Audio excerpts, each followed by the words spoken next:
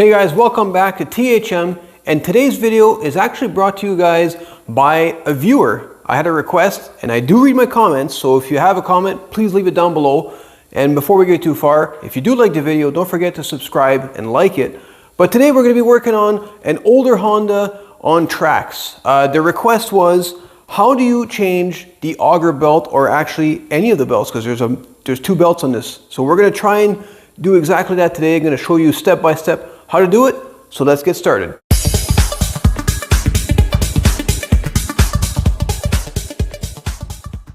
Okay, so there probably are a few ways of tackling this, but I'm going to show you the way that I've always been doing it for a long time. So first thing I like to do, and yes guys, it actually has just come from outside, so it's still frosty, but we're going to remove this gear for the chute. There's just a little nut underneath, and you're going to use a 12mm socket, or actually a wrench works best. Just slides right out if it's loose enough. Just like that. And that will just kind of go right over here out of the way, followed by the cover. So this is a 10mm socket I'm going to use to pull these 3 bolts. And there's 2 on this side.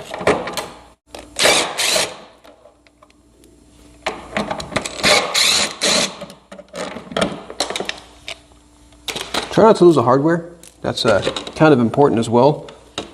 So I like to use a cup or anything that is kind of handy to keep together. So I'm going to go find one of those things. There's not a whole bunch of hardware involved in this job, but if you're doing a job that has multiple pieces of hardware, what I like to do is I like to use like a muffin pan to organize it.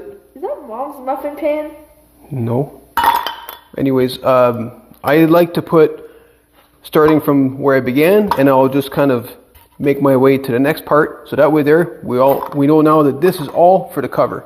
You know she's been looking for that, right? Look how dirty it is now. We're not going to put any muffins in here. Don't worry. All right, now that we have the cover removed, as you can tell, we have 2 belts. This bigger belt here is the auger belt. That's the one that throws the snow. Then we have our drive belt. That's the one that moves the tracks. So in my case, I know my belt is actually okay. If yours was burnt, it'd be way easier to remove. But now we also have 2 bolts over here. So one on top right there, and then one right here. There's a total of 10 bolts. So there's 5 each side. So if we continue to follow the line here, we have 3 here and 1 underneath. That's what we're going to do next. Okay, so this is a 12mm socket, by the way, guys. So we're going to pull these 2 on top. And try not to drop those in the bottom. In the muffin pan they go.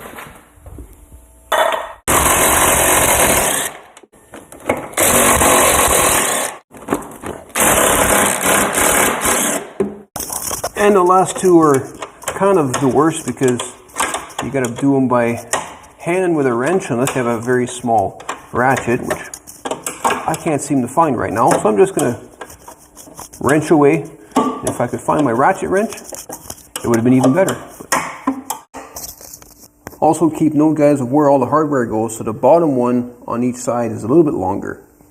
All right, so now that we have all the bolts pulled, next thing we're going to do is we're going to make sure that the ignition switch is off, and we can go one step further and we can pull the spark plug cap.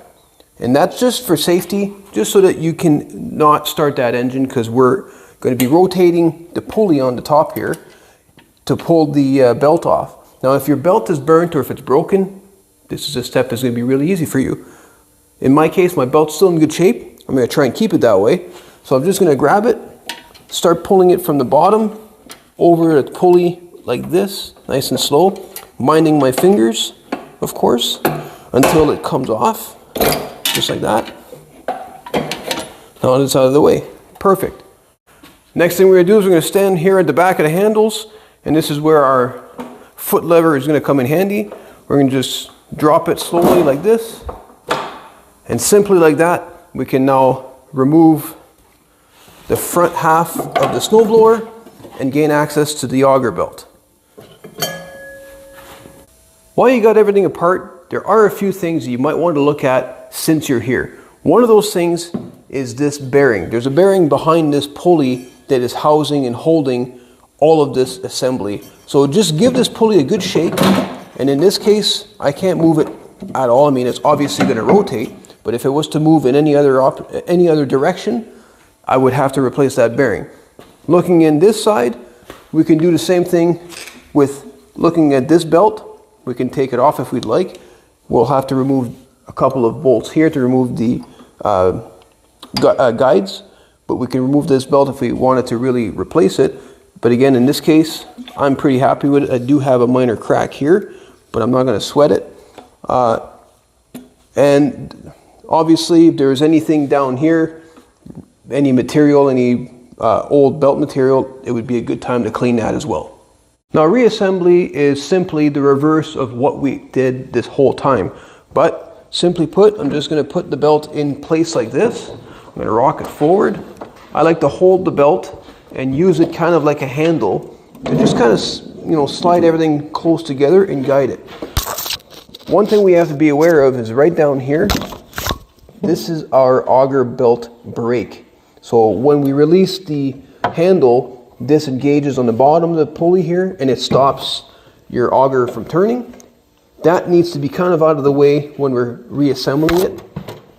So the easiest way to do that is to move this pulley over and then just drop it right down onto the brake.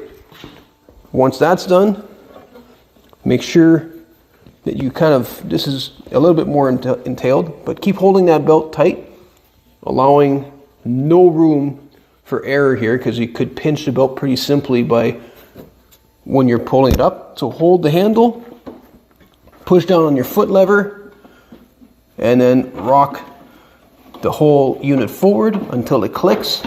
Now it's being supported. We didn't pinch the belt, which is a good thing.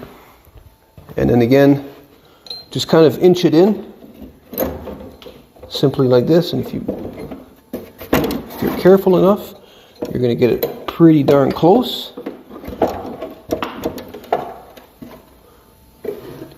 And at this point, I like to grab one bolt and I like to put the one down in the middle right here.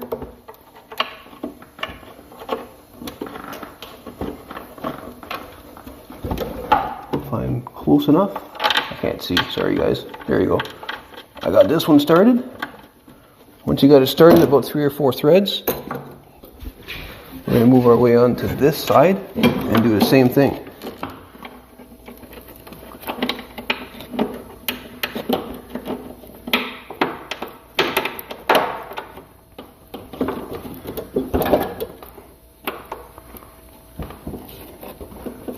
And there we go. Now that's nice and started. And then at this point, again, I'm going to bring it back to the neutral position, which will make it even easier to line up all the bolts. Before you go any further, there's one check I want you to do, and that is I want you to move your auger lever. Make sure that your idler pulley here actually moves. Mine's moving, so we're in good shape. If it doesn't, or if it's jammed for any reason, chances are the brake that we were talking about earlier is stuck inside the pulley or between the pulley and the belt, which means you have to take it all apart and kind of realign everything. But that happens kind of rarely. And a way that you can get away with that is to, when you're reassembling it, you can tape the handle down so that it kind of pulls the brake away from the pulley, just makes things easier. Next up will be to put the belt on here. So the way I like to do this, and again, minding your fingers, I just like to wedge it between the guide and the pulley, and then by pulling up on the recoil nice and slow, it kind of picks itself up and then just goes around. You gotta kind of guide it just like that. You can pop everything back into place just like that. Time for putting the cover back on. I'm going to slide it back over nice and easy and put all the bolts back in place. Finally, we need to reassemble the gear. Our worm gear has to go back in place so that we can control the snow. And it doesn't really matter where you guys like it. Now, this would be a good time though, if you particularly use it in one angle, you could actually go over a tooth or so and keep it so that the handle stays down and it doesn't want to rotate itself, because these are, at least this one is really easy to rotate. So line that up the way you want, tighten up your bolt, and after that's nice and tight, make sure obviously it works properly. Finally, if you did remove your spark plug cap, please reinstall it, because I don't know how many times I've done that and then tried to restart the machine only to find out that I forgot to put the cap back on. So that's it for today. And that's about it, guys. If you have a 10 mil wrench and a 12 mil wrench, you too can do this job at home. So that's going to do it for today's video. And as always, thank you very much for watching. And I want you guys to go grab your tools, get out there and rectify it.